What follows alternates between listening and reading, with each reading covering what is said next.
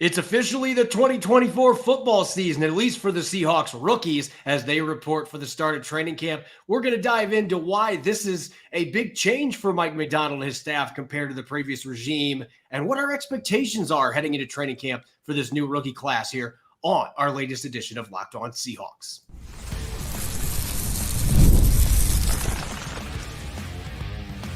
You are Locked On Seahawks, your daily Seattle Seahawks podcast. Part of the Locked On Podcast Network, your team every day. Greetings, 12. This is Corbin Smith, the host of the Locked On Seahawks podcast, your daily Seahawks podcast, part of the Locked On Podcast Network, your team every day. Glad to be joined here by my co-host in crime, Rob Rang, and a special thanks to all the 12s who are listening in, whether you're in Port Townsend, Washington, or Lubbock, Texas. We greatly appreciate each and every one of you for making Locked On Seahawks your first listen 5 days a week. We aren't quite to the first open training camp practice, but it's less than a week away. The rookies reporting today. We're going to dive into why this is an unusual situation compared to recent years for the Seahawks and what to watch from Seattle's rookie class as they prepare to embark on their first training camp. We're going to continue looking at position by position groups, quarterbacks today, and we've got our 90-man countdown with 3 critical players that are going to be key to the Seahawks' chances of getting back to the postseason. This episode is brought your way by FanDuel. Make every moment more as the playoffs wind down. Sports stop sporting like we want them to, but this summer, FanDuel is hooking up all customers with a booster of bonus daily. That's right. There's something for everyone every day, all summer long. Visit FanDuel.com to get started. Now for your lead story here on our Wednesday edition of Locked On Seahawks.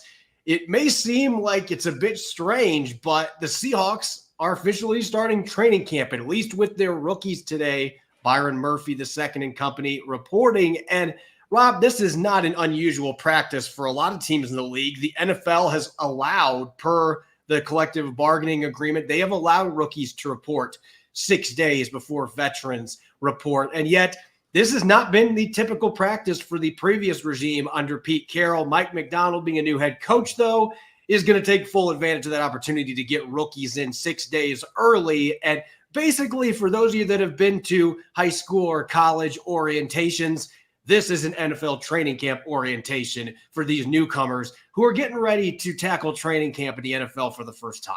Yeah, and that's why I think that this is important, that Mike Macdonald basically lays the expectation down with the very first rookie class, of course, of his career here with the Seattle Seahawks. And I love the fact that you mentioned, Corbin, that this is a departure from what we had seen previously with Pete Carroll in the Seahawks. The reality is that there's only 8 teams in the NFL, at least this year, that are having their veterans and their rookies start on the same day. And I can just rattle through those clubs. That's the Pittsburgh Steelers, Philadelphia Eagles, Dallas Cowboys, LA Rams, Arizona Cardinals, Atlanta Falcons, Tennessee Titans, and the Houston Texans with their second-year head coach, DeMeco Ryans, and all the success that they had a year ago. They started with both the veterans and the rookies today, the very first club to start both.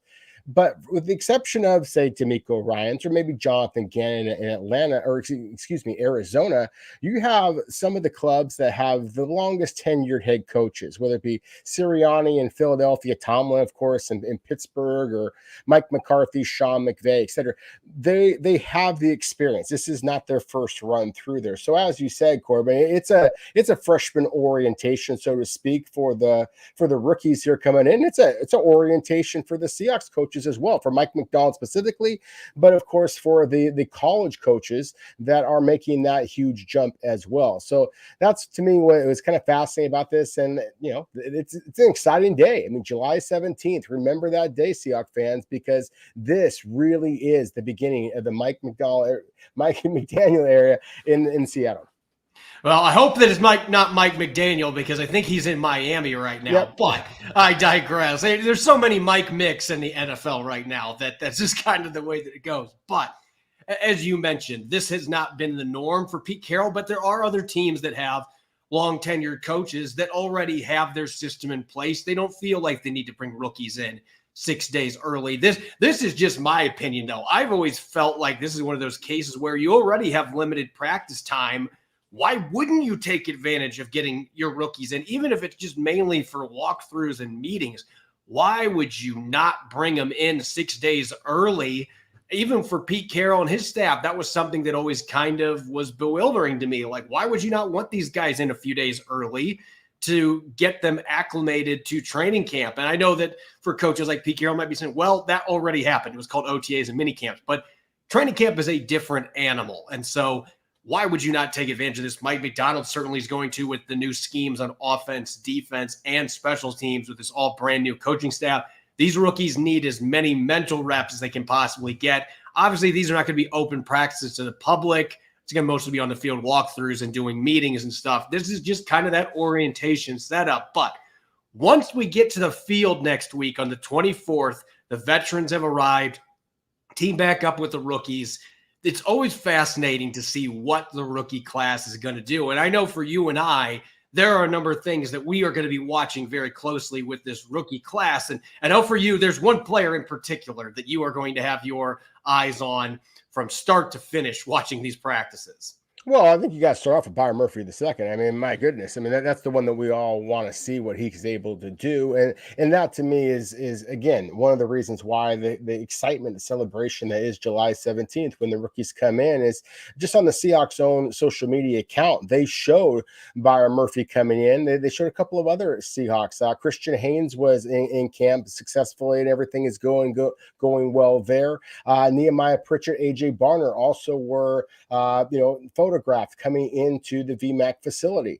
I mentioned that because presumably all of Seattle's draft picks, we know that they all signed. We assume that they're all healthy and they're in good shape, that they're ready to hit the ground running in Mike Macdonald's, offense and defense here.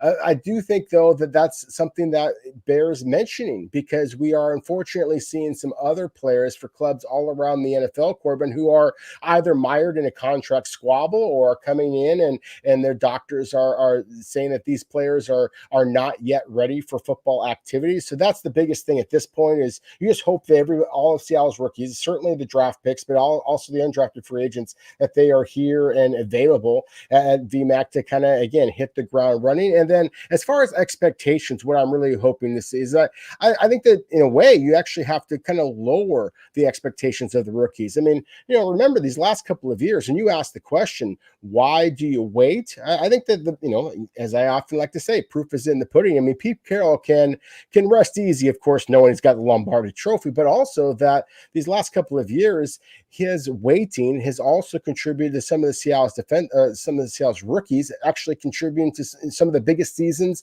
of any rookies in all of the NFL. Of course, Ken Walker and Rick Woolen being Rookie of the Year candidates, as well as Witherspoon and JSN a year ago. Hell, Jake Bobo was impressive as well. I've mentioned, again, Sean McVay with the LA Rams. I mean, Puka Nacua and Kobe Turner a year ago, they were spectacular, and they have waited as well.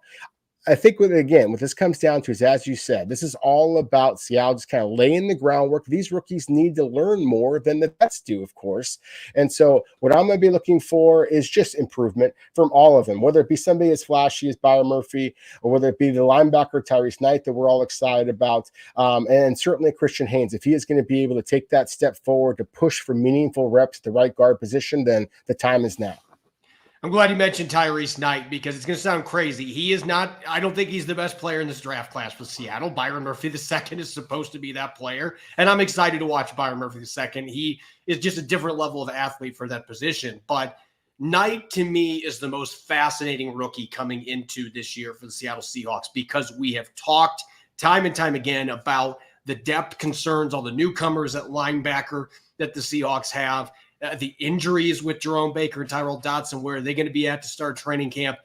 I want to see how quickly this kid can hit the ground running in training camp because, he can tackle. And once the pads come out, we might see a different player out there on the practice field. He could be one of those guys where OTAs, minicamp, well, he's out here, he's flying around a little bit, but we can't really assess what he's really good at. When the pads come on, you could start to do that. So I am very curious to see where he fits into this linebacker situation because I still think there's a chance that he could play some defense this year for the Seattle Seahawks. And his first opportunity to really fight for playing time is going to be here early in training camp. Is he going to be able to get the scheme down? How is he going to respond to getting in pads? And how does he look in general? So that is a fascination for me and Christian Haynes as well. Just that right guard competition where he fits in from day one. And we finally get to see the pads come out. There's a position group that's more excited about that. I don't know who it would be, because the linemen, that's what they do. That's so they can show off what they can do. So it's going to be fun to watch all these rookies out there. They get a lot of mental reps here the next 6 days. And then, Rob, you and I and all the other media members will get our first chance to see how these guys fit in once training camp officially opens to the public on July 24th. Up next, speaking of training camp, let's talk about some cornerbacks. We're going to get to corners here in a moment. Devin Witherspoon, Riq Woolen and company in our latest position-by-position preview. Don't go away. You're listening to the Wednesday edition of Locked On Seahawks. This episode is brought your way by our friends over at FanDuel. Summertime means baseball, the WNBA, and much more, and you can bet on it all on FanDuel. Right now, new customers get $200 in bonus bets guaranteed. That's $200, win or lose. As they get ready for a month-long break for the Olympics, has Caitlin Clark done enough to win WNBA Rookie of the Year, or has Angel Reese stolen that award away from her? Is controversial second-round pick Bronny James Jr. going to be a surprise contender for Rookie of the Year, playing with his father? Does Aaron Judge have another 30-plus home run half in him coming out of the All-Star break? You can bet on it all on an app that is safe, secure, and easy to use. So what are you waiting for? Visit FanDuel.com and add a big win to your summer bucket list today. FanDuel, America's #1 sports book. Welcome back to the Locked On Seahawks podcast. I'm your host, Corbin Smith. Glad to be joined here on our Wednesday episode by my co-host in crime, Rob Rang, who's actually here in the flesh. Those of you that are waiting for our show to start live today, didn't see him for about 15 minutes, but we were able to get, knock on wood, the webcam situation figured out. So he is here. We're ready to rock and roll and continue our training camp preview. A special thanks, as always, to all the 12s out there. Thank you for making Locked On Seahawks your first listen 5 days a week. We greatly appreciate it. If you're tired of tuning into ESPN or Fox Sports and all the screaming, having to turn the volume down, give Locked On Sports Today an opportunity to fill the void. Locked On Sports Today offers all your breaking news, the top stories, without all the screaming, and it's available for free on YouTube or wherever you listen to your podcast. Part of the Locked On Podcast Network, your team every day. Rob, we're almost wrapped up with our position-by-position training camp preview. We got a couple more groups on defense, and maybe the most talented group, not necessarily the one that put it all in the field last year as a collective group, but the most purely talented group on Seattle's roster. And at least in my opinion, it is the cornerback group. You can make arguments about defensive tackle and receiver, and those positions, quite frankly, you've maybe gotten more consistency on the field in terms of production. But in terms of pure talent and upside, I don't know that you can top this cornerback group that's got Devin Witherspoon and Riq Woolen as the headliners, and certainly some other really good players of this position group in what should be a highly competitive training camp. Yeah, very competitive. I'm fascinated to see who is going to start opposite Riq Woolen, and of course we are thinking that Devin Witherspoon is going to retain that role as the nickel cornerback, and that's where he is kind of at his best, or at least he proved it a year ago, and it's where the opposing offenses have no idea what he's going to be doing. So Riq Woolen, Devin Witherspoon, then is it Trey Brown? Is he able to hold off Mike Jackson, Artie Burns, the other veteran, Lance Boykin, a rookie who was on the practice squad a year ago, but showed an awful lot of the traits that at least Pete Carroll always prioritized. Of course, the two Auburn rookies, Nehemiah Pritchett and DJ James, as well as a couple of other youngsters, Carlton Johnson, a free agent from Fresno State, Andrew Whitaker, a former free agent from University of Washington. That's 10 names, and there's probably going to be 6, 7, maybe 8 jobs at absolute most. So as you said, Corbin, and I 100% agree with you, I think that this is the most talented positional group for the Seahawks. I think it also is one that's going to be very, very competitive for jobs and for starting reps. I think we are all enamored with what can Devin Witherspoon, what can Riq Woolen do, with a little bit more seasoning. Can Trey Brown live up to that nickname of Big Play Trey Brown, and really be able to kind of continue that type of success? And then those old grizzled veterans, and I say that with some proud gray and white hair here, Mike Jackson. I'm getting there too a little bit. With Mike Jackson, Artie Burns, are they going to be able to make the big plays as they've done the last couple of years? Again, during Pete Carroll's time here, when that's significant, but are they going to be able to make the big plays on special teams as well as just the sound, savvy, open field tackling? Something, of course, we know that Rick Woolen in particular has struggled with. That's one of the things that the veterans like Jackson and Burns might be able to provide the Seahawks. So again, I think that this is the most fascinating positional group for a multitude of reasons for the Seahawks this year. Yeah, talent, it's clearly number one in my mind. And I could see a receiver being a very close second. I think the defensive tackle group is really good.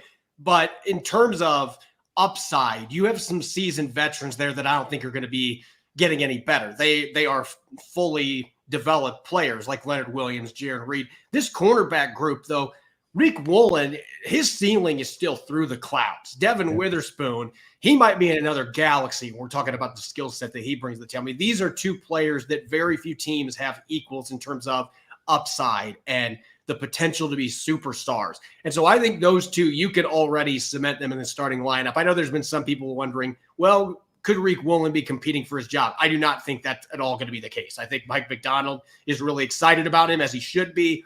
Devin Witherspoon is going to play a lot of his snaps in the slot. That's where that other cornerback position comes into play. And I actually wrote an article yesterday on Seahawks on SI about that competition. And I do think it is a two-horse race. Maybe if Nehemiah Pritchett comes in and just has a phenomenal training camp, maybe because of his athleticism, he can play into this. But to me, it's Trey Brown versus Mike Jackson. And what is fascinating about this matchup is they're two different builds. They're two different athletic types. I mean, Trey Brown is quicker, faster. Mike Jackson's a little bit taller, longer.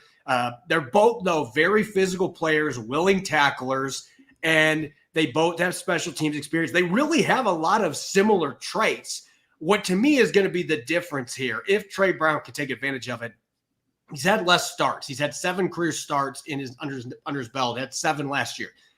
This is a guy that had 2 interceptions a year ago. He had a pick 6. Mike Jackson has 1 interception his entire career. Trey Brown had 2 forced fumbles last year. Mike Jackson, I believe, has 1 his entire career. That, to me, is the X factor here in this race. If Trey Brown is able to turn that in during training camp and preseason games, and you're able to see that big play Trey come out, Mike Jackson's a really gritty player that doesn't give up a lot of big plays. He just gets the job done. But you don't have the flash with the substance in terms of turnovers. And so Mike Macdonald loves guys that can turn the football over as much as anybody. That's a big part of the chaos his defenses create. I know that he's going to like Mike Jackson because of that toughness, but both these guys have very similar DNA in that regard. So that is why I think, at least in this scheme, that Trey Brown probably has a slight advantage, but I could see this going either way because you never can doubt Mike Jackson. He's proven that the last couple of years. Yeah, I think for a couple of reasons that Trey Brown does have a slight advantage. I mean, youth, the big play potential, as you just mentioned, just the contract status, all those things I think are kind of in Trey Brown's favor. At the same time, I think that's something that we have to make sure that we talk about is the fact that we now have, 2 new faces at that safety position. And so while, Jordan Love, of course, is going to be there, or excuse me, Julian Love. Jeez, I can't get names right today. Julian Love, of course, is going to be playing safety for the Seahawks and not quarterback for the Green Bay Packers. He is going to be there. But, of course, no Quandre Diggs, no Jamal Adams. So what's that communication going to be like? A veteran like Mike Jackson, I think, might be a little bit better suited to handle that transition, just the fact that he has played in multiple different NFL teams. And I do consider him to be, at this point at least, the more proven, reliable open field tackler. And that is one thing that really stood out to me when I watched tape of the Baltimore Ravens and previously the Michigan Wolverines, is that the Mike Macdonald defenses, those corners tackled. And so to kind of mention something you talked about before, I do think that Rick Woolen should have this job. I think he's a superstar. At the same time, he's got to make the open field tackles. Otherwise, I think that he could be riding the pine really, really quickly. I would agree. I think that Rick Woolen is going to be there with Witherspoon again as your 2 primary starters. I do think that Trey Brown has a little bit of an edge, but that's what Mike Jackson's been used to his entire career. That, to me, me is why I think that the Seahawks feel really, really good about corner is with some undersized corners, with some relative inexperience. They've got some depth. The veterans that we mentioned before, Jackson and Artie Burns, they've got some depth there and youth and speed and size. It really is a very talented group, and that's why, again, I think the Seahawks feel very comfortable about the cornerback position. And this could be the position when you get to late August and you're trying to fill out your roster. You're trying to get the best roster you can for week 1 when the Denver Broncos come to town. This could be the position where you could potentially dangle a player and get a late round pick, or you could swap him for a position of need. Maybe you want to get another linebacker, for example. This is a position that I could see that happening. At the same time, one thing Mike Macdonald did that Pete Carroll very rarely did the last couple of years in Baltimore, like he mixed and matched corners sometimes. He put some players, he rotated guys in, and Carroll did that a little more the last couple of years, but that was never his MO. He always wanted to, hey, these are my 2 outside guys. This is my slot. They're going to stay on those sides. Mike Macdonald is going to move his corner some. That is what he's going to do. It's a much different situation. So I could see Trey Brown and Mike Jackson both getting snaps, and maybe depending on opponent, you could have situational starters at that other spot. And maybe by the middle of the season, who knows, Nehemiah Pritchett or DJ James, who I thought looked pretty darn good in the slot during OTAs and minicamp, maybe some of those guys are starting to push for some playing time. It's a good problem to have. But again, I just think this is a really talented group. They've got a surplus of young players. They've got a few veterans there. I mean, Artie Burns showed he could play some nickel last year, so who knows what's going to happen with him either. This is a position group that's going to be really fun to watch. And I think it is it's most competitive, at least beyond the first 2 players. It is the most competitive position group on defense, I think, going into this year's training camp in the 2024 season. Up next, we're going to continue our 90-man countdown. We are now down to numbers 15 through 13. So the top 15 most important players for the Seahawks heading into this season. We're going to be looking at 3 very important players on offense and defense. That'll be coming up next year on our Wednesday edition of Locked On Seahawks. This episode of Locked On Seahawks is brought your way by LinkedIn Jobs. When you're hiring for your small business, you want to make sure you have as many top-tier candidates as possible to interview. That's why you have to check out LinkedIn Jobs. LinkedIn Jobs has the tools to help you find the right professionals for your team faster and for free. Now that I'm back in the saddle as a site manager, again, LinkedIn Jobs is my go-to to post writing positions to land top candidates. It's made the process easy and seamless in the past. LinkedIn isn't just another job board, however. LinkedIn has a vast network of more than 1 billion professionals, and it's so easy. In fact, 86% of small businesses get a qualified candidate within 24 hours. LinkedIn knows that small businesses are wearing so many hats and might not have the time or resources to hire. Thankfully, with LinkedIn, the process is intuitive, it's quick, it's easy. LinkedIn Jobs helps you find the qualified candidates you want to talk to faster. Post your job for free at linkedin.com/LockedOnNFL. That's linkedin.com/LockedOnNFL to post your job for free. Terms and conditions apply. Welcome back to the Wednesday edition of Locked On Seahawks. I'm your host, Corbin Smith. Glad to be joined by my co-host in crime, Rob Rang. And a special thanks to all the 12s who are listening in. Thank you, as always, for making Locked On Seahawks your first listen 5 days a week. We greatly appreciate it. As we draw closer to training camp, we've been breaking down all 90 players on Seattle's roster leading up to this point. We are now at number 15, and we are down into the top 15. So what are the nitty-gritty? What are the players that are going to be crucial to Seattle's chances of getting back to the postseason in year 1 of the Mike Macdonald era? And maybe the most important player on Seattle's defense. I'm not understating this. A player that did not meet expectations last year, who I honestly believe is going to be a fascinating fit in Mike Macdonald's scheme. Dre'Mont Jones didn't even get to 5 sacks last year, but there were some signs during the course of the season that he was figuring things out. He had a 5% higher pass rush win rate the last 10 games when he played more off edge. That's where he's expected to play more this year in Mike Macdonald's defense. They can use him over there with the issues they had depth-wise after Uchenna Nwosu went down with an injury. This is a guy that was pretty consistent with his production until last year, and yet there were some signs that he could have been better. I felt like that previous regime just didn't know necessarily how to maximize his talent. I am very confident that Mike Macdonald and company can do that. As long as Dre'Mont Jones is healthy, he looked to be in outstanding shape. We got to see him at minicamp. I am excited to see what this coaching staff can do with his skill set and his versatility. Corbin, Draymont Jones was one of the players that when I was fortunate enough to go to the OTAs, I really focused in on number 55. I just wanted to see what kind of mentality, what kind of shape that he was in. And honestly, he was playing pissed. His hands, he just were very physical with his hands. I watched some of the offensive linemen as they were kind of blocking some of the other defensive linemen and rush linebackers. And then you could just see that there was a different level of intensity from Dre'Mont Jones. So I am encouraged by the signs that I saw from him. And I almost wonder if maybe our expectations weren't too high for Draymont Jones. Now, he signed for a boatload of money. I mean, he's going to be due north of $18 million this season by the Seahawks. And yet, when you look at his statistics with the Denver Broncos, the most sacks he ever had was 6.5. He had 4.5 last year. He had a career high in tackles. He had a career high in quarterback hits, at least according to Pro Football Reference. He started 16 of 17 games. He'd never started that many before. Maybe as sports fans, we got kind of caught up in how much he signed for and these huge expectations, because I thought that frankly, I thought that his play was a little bit disappointing. But again, when you look at his numbers compared to previous seasons, it wasn't that bad. I'd like to see there be more big plays. I didn't see any plays from him, frankly, that I just was wowed. I was like, oh my goodness, look at what a physical talent that this is, his speed, his power, this or that. But I do think, to your point, that he can be very successful in Mike Macdonald's defense. I think you're going to see multiple players are going to have that 5 to 7, 8 sack kind of in the range. I think that Draymont Jones is going to be right smack in the middle of it, perhaps as much as the rookie Boye Mafe II, who everybody is gushing about. But Draymont Jones, I wouldn't be surprised at all. Kind of like we talked about with the corner, Mike Jackson being that wily veteran that surprises some people this year. Don't be surprised if it's Draymont Jones who's doing the same thing.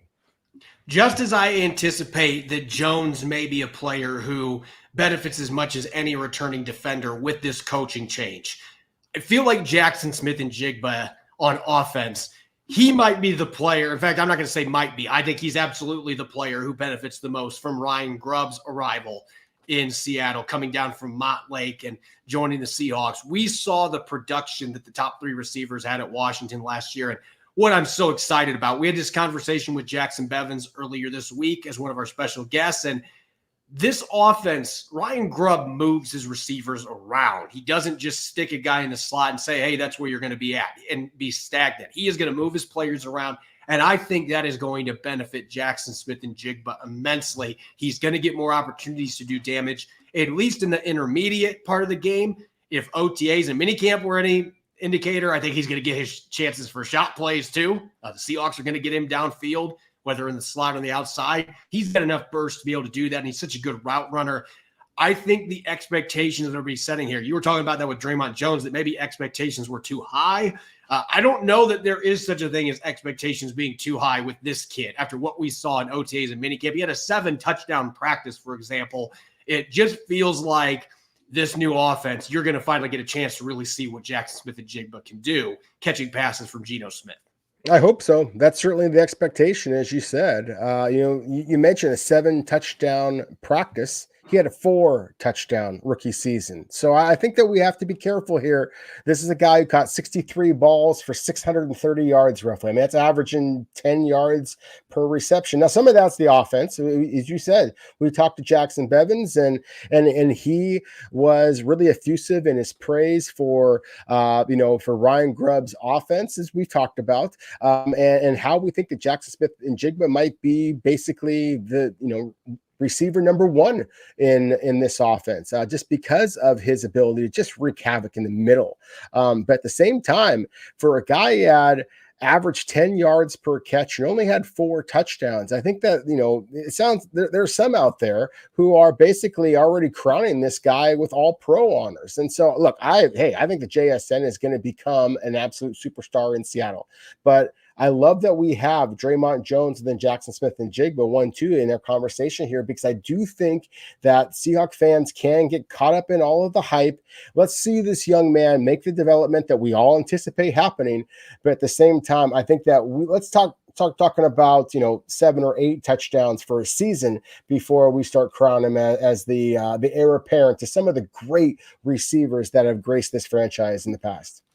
Seahawks fans are going to be hoping that Jaxon Smith-Njigba has a sophomore leap similar to the last player that we're going to be talking about here. Boye Mafe, his rookie season, only 3 sacks, only 10 pressures. There were some flashes from him, but he was a limited reserve. He didn't get a lot of opportunities, and he was taken off the field in a lot of the pass rushing chances. So he really wasn't able to show what he could do. Last year, nearly hits double digits, has 9 sacks, had 7 of those in 7 consecutive games, which was a new franchise record.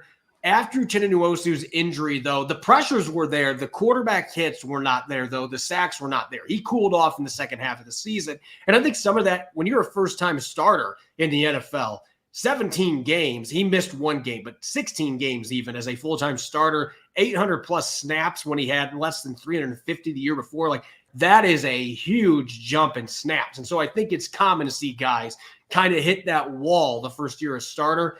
I don't expect to see that this year. And I think Dre'Mont Jones is going to help give him a little bit more rest. And that could make it a less is more type situation where you're really going to have Boye Mafe buzzing off the edge, inflicting pain on quarterbacks. I truly believe that this guy could be a 12 or 13 sack guy this year. I just think he fits this defense. You watch the guys that were successful in Baltimore the last couple of years that were able to get pressure off the edge. I just think with that defensive line that they have, the attention, those guys are going to be drawing a lot of one-on-one opportunities. Year 3 could be a really special one. It just boils down to, how much is Draymont Jones going to cut into that snap load, because maybe that ends up impacting overall production. But I expect Boye Mafe is going to be another player that is a really good fit for this defense. It could be. I mean, everything suggests that he's going to be a real breakout candidate. Like I mentioned before about JSN and kind of putting the cart ahead of the horse as far as all pro stuff. Boye Mafe feels like a guy who could be on the cusp of that. As you said, the 9 sacks a year ago, clearly a career high, had 3 his rookie season. He also had 4 times as many quarterback hits. I love the fact that he knocked down 6 passes after not knocking down a single one his rookie season. So the awareness, it's not just about pinning your ears back and going after the quarterback. He's just showing greater awareness in that regard as well. That said, as you mentioned, that 7-game sack streak, and then there was only 2 other sacks in the other, 10 games over the season. Those 2 came against the Wolf of Tennessee Titans. And if you look at the teams in which Boye Mafe got his sacks, none of them came against the Rams. None of them came against the 49ers. He had 1 against the Arizona Cardinals, but he feasted on some of the, worst offensive lines and youngest quarterbacks in the league, with an exception of the Baltimore Ravens and Cleveland Browns, 2 very successful clubs. But still, he was feasting on some of the weaker talent that the Seahawks faced a year ago. That said, I think that he's improved because of it. You mentioned Uchenna Nwosu. I think that his return is going to pay huge dividends. And, of course, just the battering ram that is Seattle's defensive line, I think is going to create that many more opportunities for Boye Mafe. If he didn't have the pass breakups, if he wasn't improving in a run defender, one of the strengths in his game in the first place, then I would be a little bit less confident in proclaiming what I'm about to say. But I do think that Boye Mafe is the front 7 defender that I think has the shortest track to getting back to to being that Seahawk who is going to be in the proverbial Pro Bowl. Obviously, it's fake, but I just mean, as you said, Corbin, being a double-digit sack guy that every offense has to fear. We knew the traits that he had coming in, and it just boiled down to developing. And we saw a lot of development last year. The practices I've gotten to watch, I just love the attitude this kid has coming in, because we've asked him about last year. And I'm going to be honest, he almost sounded like he was kind of upset about the way last season transpired with the way the year ended. I mean, there's just kind of, I don't want to say it's a bitterness, but there's just kind of this, okay, I'm definitely not going to be complacent with this. I am ready to go out and prove to you that not only was last year not a fluke, but I'm going to be even more disruptive in this defense where they're going to move him around some, which we didn't see the previous regime do. So I think there's a lot of reasons to be bullish on him not having that junior year slump coming off a breakout year last year. And so I'm excited to see what he can do. Uchenna Nwosu coming back is going to be a big help for him as well, along with that defensive line being as stout as it is and taking some of the pressure off the edge guys in general. As always, you can follow me on X and Threads at Corbin Smith NFL. You can follow Rob at Rob Rang. Make sure to subscribe to Locked On Seahawks on YouTube and wherever you get your podcast to make sure you don't miss a single episode. We come back tomorrow. Going to be joined for our final guest visit previewing training camp. We're going to be looking at the run game and offensive line. Make sure that you are listening in. Thanks for tuning in for today's episode and enjoy the rest of your Wednesday. Go Hawks.